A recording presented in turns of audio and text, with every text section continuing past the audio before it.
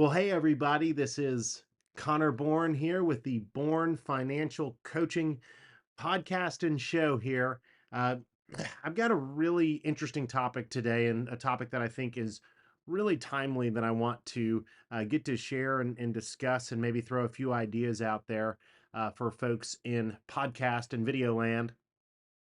And that idea is this: that who you hang out with and who you spend your time with matters financially. I'll say that again. Who you spend the most amount of your time with matters financially. Here's sort of what I mean by that. And, maybe you've heard some of these phrases throughout the years. I worked with somebody who would always say that you are the average of the five people who you spend the most time with.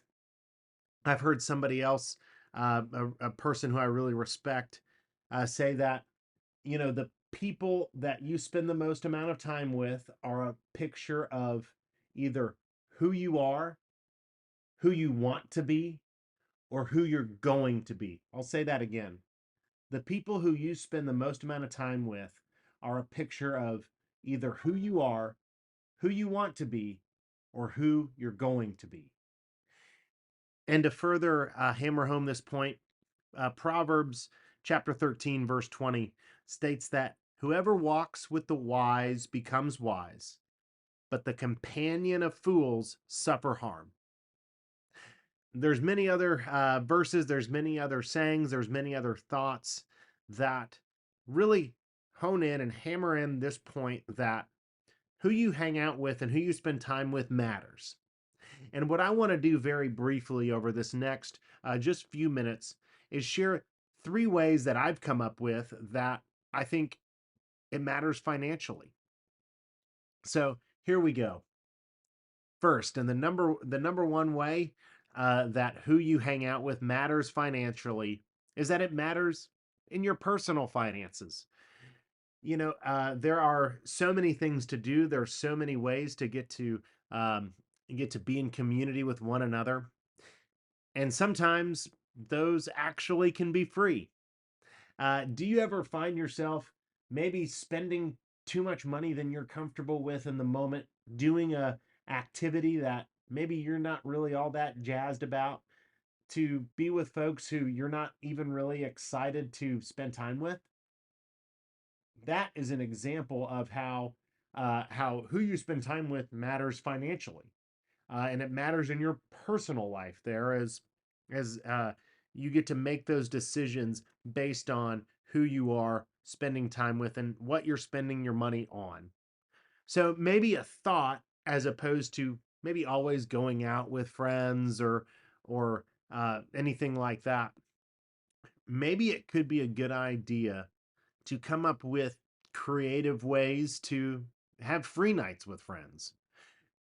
Maybe there's a movie that, as opposed to going into the movie theaters and seeing something brand new, maybe a movie night could be everybody splitting, renting a movie that maybe just hit Amazon Prime, and sharing that cost as well as sharing the cost of snacks.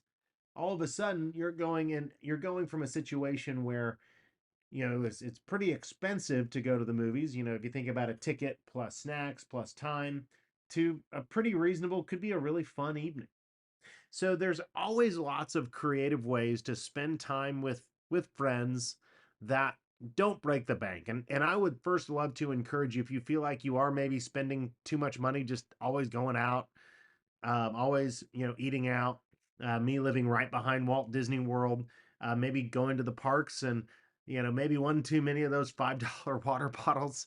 Um, but there's a variety of ways to still live in community and be mindful of your personal finances as you are pursuing those financial goals. Number two, and the second way that who you hang out with matters financially is in your investments. And there might be a lot of folks listening to this that haven't even really considered starting investing yet, which that's totally fine. And maybe there are folks that are investing, and all too often I see I see folks talk about investments in terms of all these great returns and here's how much money we can make and things like that. And I guess I have two thoughts to share there. Number one, if you're maybe listening to a friend share about their great investment that they're in and all this upside, and they don't share any of the risks or potential downside, that's a red flag. Every investment has risk associated with it. And understanding that, and you might not even know what that risk is, but being able to ask the question, hey, this sounds almost too good to be true. What's the catch? What's the catch is not a bad question to ask in the financial world if something seems too good to be true. I think that's a really good question to ask, actually. And then, another way that you can uh, that you can um, that you can help maybe influence those people in your life that are, maybe talking about investing maybe a little bit too aggressively than what you're comfortable with.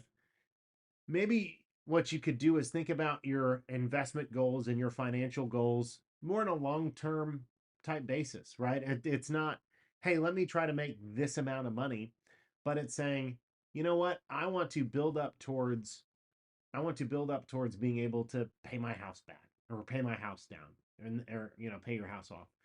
Uh, I want to be able to fund my retirement, and I'm a good investor, and I've started investing early, and I know the market's going to go up and down, and it's on me to stay the course over time and weather those storms, and then capture the upside when the market comes back.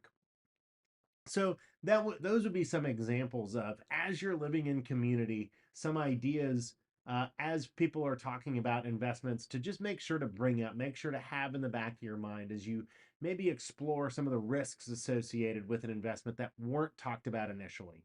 And maybe thinking about your investment goals in terms of, big milestones such as hitting that retirement number or paying off your house, right? As opposed to just kind of asking, how can I make the most amount of money from the market the quickest? Uh, so that's number two there. And number three, and really to bring it all on home, is that it really matters, and who you spend time with matters financially from a spiritual perspective. Um, in the Bible, Psalm chapter 24 begins with, the earth is the Lord's and everything in it, the world and all who live in it. I come from a place where I believe, God is in control of everything. And that definitely includes our financial resources. And maybe you might have felt from time to time that you felt that little tug on your heart to maybe be more generous to an organization that you're looking to donate to. Maybe it's in the context of a church. Maybe it's in the context of, some nonprofit organization that you're really, really excited about. And here's what I would challenge everybody listening to this, either listening to this podcast or watching the video right now. Here's what I would challenge you all to consider, as opposed to maybe always buying a certain thing, or maybe having a goal of, I want to own this, that, or the other, this thing that is eventually going to break down.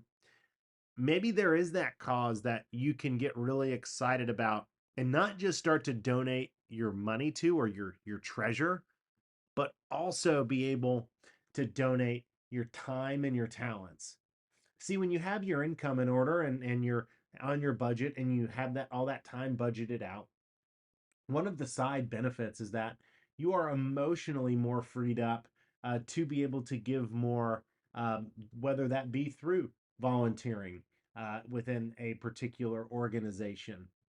And maybe it's something that you can get so excited about that you can get your friends excited about donating their time, their talent, and their treasures to be able to live in community and make an impact for a cause that's greater than yourself. So to recap, there's three ways that who you hang out with matters financially. And that first way is on the personal financial level. Are you keeping up with the Joneses? Is that sort of what you're already falling into the trap of? If you feel like that's you, what I would encourage you to do is to really start to think about and maybe ask your friends, hey, what's a creative way for us to spend time together that I'm not spending 20, 30, 40, $50 every time we're getting together? And being able to start to do those things and still live in community, but be able to maybe live, be within your budget, or maybe create more margin to pay down some of your debt faster. So that's number one. Number two is in the investment decisions. Are you only hearing about these ways that are going to create outsized returns way too quickly, and not having any consideration as it relates to the risk associated with those investments? Don't be afraid to ask what the risk is. Don't be afraid to ask what the catch is. Furthermore, being able to articulate your investment goals in terms of milestones, I think is a really powerful thing to do. And then finally, as it relates to spiritual maturity, who you spend time with definitely matters.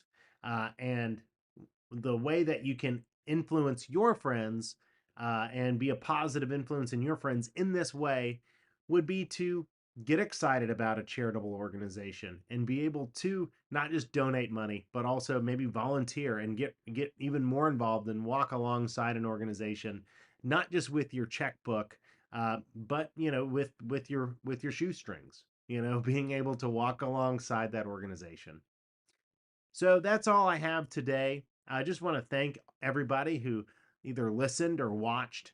And as always, if you are interested in continuing a conversation as it relates to personal financial coaching, I would love to have that conversation with you. And if you go on my website, bournefinancialcoaching.com, you're going to be able to find you're going to be able to find a link to schedule a free consultation, just a chat. You're not signing up for anything. All we're doing is seeing if this could be something that's going to provide you value. So again, go to bournefinancialcoaching.com and click on the link for a free consultation, and feel free to use my scheduling link. And I'd love to get to chat with you just to see if the way that I approach financial coaching is a way that could help you move forward and move towards your financial goals. So thanks so much. Hope you have a great day.